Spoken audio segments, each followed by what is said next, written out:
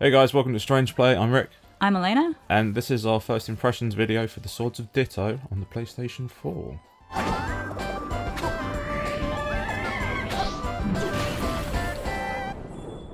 So the Swords of Ditto is a top-down action-adventure game in the style of The Legend of Zelda. It's developed by One Byte Beyond and published by Devolver Digital, who do some pretty amazing indie games, to be fair. The story takes place in the land of Ditto, which is under attack from an evil being called Mormo, who attacks every 100 years. You play as a randomly generated hero tasked with defeating Mormo, but the twist is that when you die for good.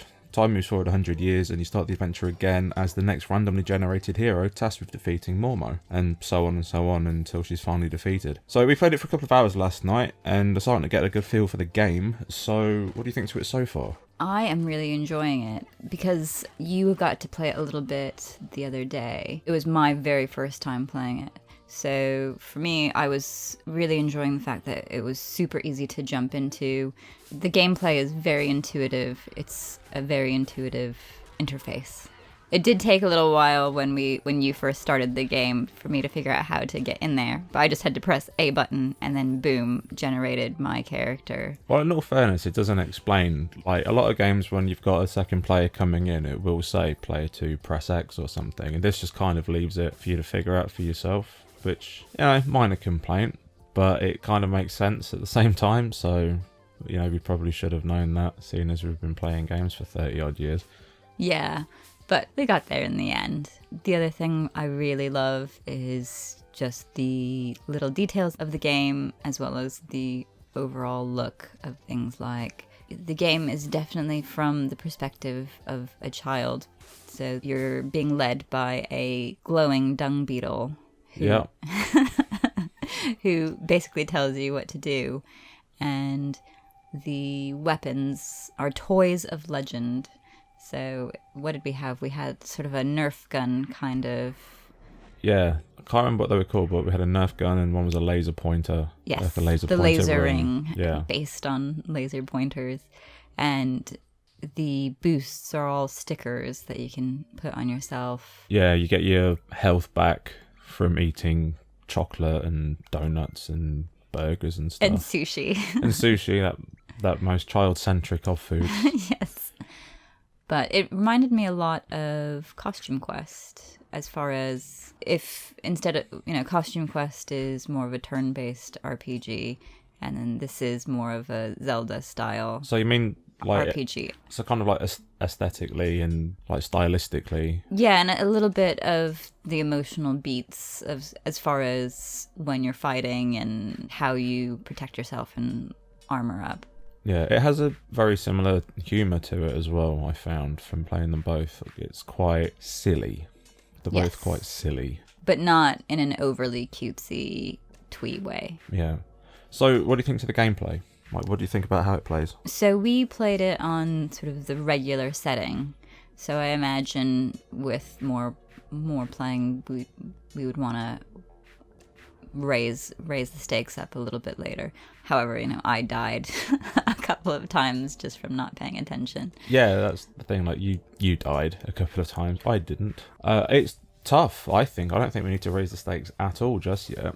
Like, things take a battering, and because it's got the roguelike elements where when you die and you start again, it's like you're supposed to be able to take a kick in. Yes, but I could see that the game would have a lot of replay value because, if you took it to a harder level, it would be worth trying again just because of the challenge. That's the same with any game, though, if you think about it. Yes, but I like that is there for you to do it, because some games, once you go through the game once, there's not really a reason to go through it again.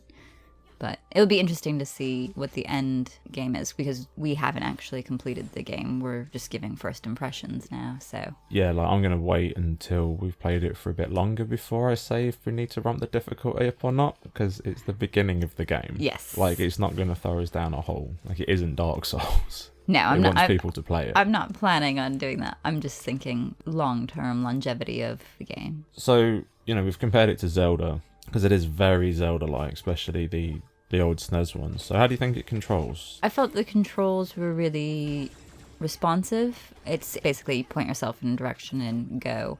It took me a little while to get used to, because there's not a tutorial, it took me a little while to get used to how to access things, and it can be a little bit confusing because you're playing it 2-player. Who's pressed X? Because a few times you started a conversation and I thought I had started the conversation and vice versa. Yeah. So I'm just sitting there waiting for you to click through, and you're telling me, like, oh, wait, no, you did it. So, continue on with the conversation with the NPC. But the combat is really, really fluid and just really fun. It really reminded me of playing Link to the Past. Yeah, going back to difficulty, I think it has a similar difficulty level to Link to the Past. It definitely feels like a SNES era game as far as, the way it plays, the way it feels like difficulty and stuff. So I think we're going to enjoy it, and I'm looking forward to playing more of it. So how are you finding the dungeon design? Because the world and the dungeons are randomly generated, and they change. Like, whenever you die, the world changes, so it's a different experience every time you play. Everyone's having a different experience with it, so, randomly generated characters, randomly generated worlds and dungeons.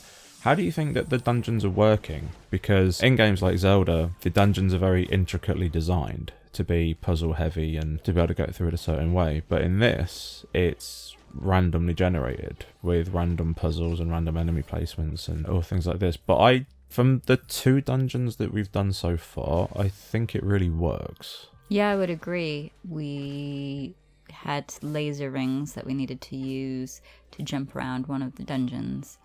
And the way that we moved around, it did take a little while to see the patterns of how to maneuver the dungeon, because there's a combination of, walking and jumping and hitting switches to traverse a room. So one of the rooms, it took us a little while to figure out, okay, wait, we need to hit this, then we need to walk there, then we need to hit this again, then we need to walk there. To be fair, one of the rooms took us a while to figure out that there was another door in it. That's true. But yeah, I think the way that they're built, and I think it'll be easier the longer we play, because you figure out what the different switches are and the patterns of things, even though the dungeons will change, the things that are in the dungeons. Once you understand the mechanics a bit better, it's a bit easier. It was like when I played the first Divine Beast in Breath of the Wild. It took me forever to get through to the end of that. Yeah. By the time I got to the final one, I understood sort of the mechanics, so even though it was quite different, it was a lot easier for me to see, okay, this is how I solved that puzzle. But I do feel like there's the basic, you've got regular keys, and then you've got the master dungeon keys that you're looking for, and then the different monsters and creatures in the dungeons changes. But it's a nice mix of everything. Yeah, to me, the dungeons do feel random. You can tell that they are generated and they don't quite have the intricacy that designed dungeons do. So a lot of the puzzles and stuff are quite generic. So it is just flick this switch or hit a couple of switches to do this.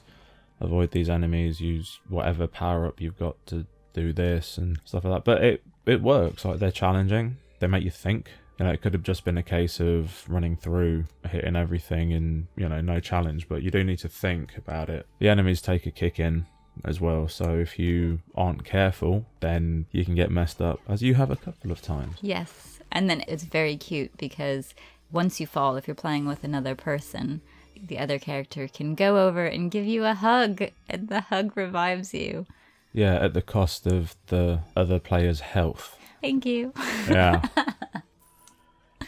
Yeah, so that's why we spent all of our money on sweets, basically. To spend all of our money on food, so we actually had things to... That sounds like real life. Yeah, basically. But no, I felt the dungeons were very dynamic because of that. Yeah, I'm looking forward to see how the puzzles evolve and how the dungeons evolve when we start getting new items and, how they get incorporated into it, and just to see if the quality of the dungeons can stay as high, being randomly generated.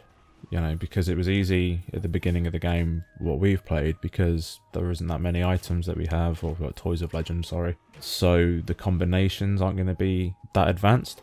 But the further on we go, and the more items we collect, the dungeons are going to have to become more advanced to incorporate them, and things could get messy then. So I am really excited to see how that's going to get handled. Me as well. I was just thinking, I'm really excited about coming home from work tonight and firing up the PlayStation to play some more tonight. Yeah, me too, actually. So, got to admit, we haven't died in the game yet, so there's still a lot of this to explore. I'm looking forward to seeing how the world changes when we have died and come back 100 years later as a new character, and to see, because I don't know if the levels carry over, if the items and the stickers carry over, if the roguelike element of it means that we're going to have to start again. Like, this is all stuff that we need to find out, and probably going to find out next time we play, because we are running out of health items.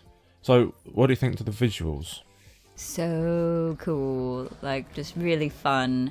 There's really interesting enemies. I like how you have distinct looks, and the more that we were playing it, the more that I was just realizing how many visual cues they give you. So even though there's not a huge tutorial in the game, they give you a lot of visual cues to know what's going on.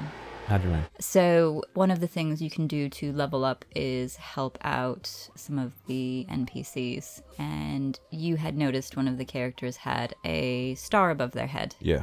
So instead of saying, hey, go speak to every single person, you can just find the person with a star above their head. Also, a lot like in Zelda, you can pick up jars and throw them, but some of the jars have this little mist coming out of it, and you can use the color of the mist to sort of figure out what's going on with them. I think some of them were poison, some of them were fire. Yeah. Yeah, just really, really great little visual cues. I really like the kind of hand-drawn style of it as well. Like, it looks very cartoony. It was funny as well, wandering around the town. It kind of reminded me of The Simpsons in a way. The animation style is very, very different. But as far as, you know, just this little world with these quirky little things in them. I was getting more South Park vibes from it for the same reason. Yeah. But like, I think the sticker emporium where you can buy your sticker boosts is run by a frog licking the stickers. Yeah. That was weird. So that's gameplay and visuals out of the way. What about music? Like, there's some really good music in it, but I've got to admit I'm getting sick to death of the sound of the fucking kazoo. Yes, I would say that is one of the things that has started to grate. Yeah, so the fast travel points are kazoo stations, basically, and you find them, play your kazoo, then a magic bus appears and transports you where you want to go. But every time you're near it, you just hear the kazoo just constantly, and it's so grating. Well, and then just in the regular music, there's a bit of kazoo in it. I would say that I can see us long-term playing it, dampening down the music. Yeah, like maybe on repeat playthroughs. Yeah. So right now, it's just slightly annoying, but I imagine after having several hours into it, it would get slightly more annoying. So that's our first impressions for the Swords of Ditto. We are playing the PlayStation 4 version, but it is also available on Steam, so check back in a few weeks for our full review. But until then, thank you very much for watching, and we will see you next time.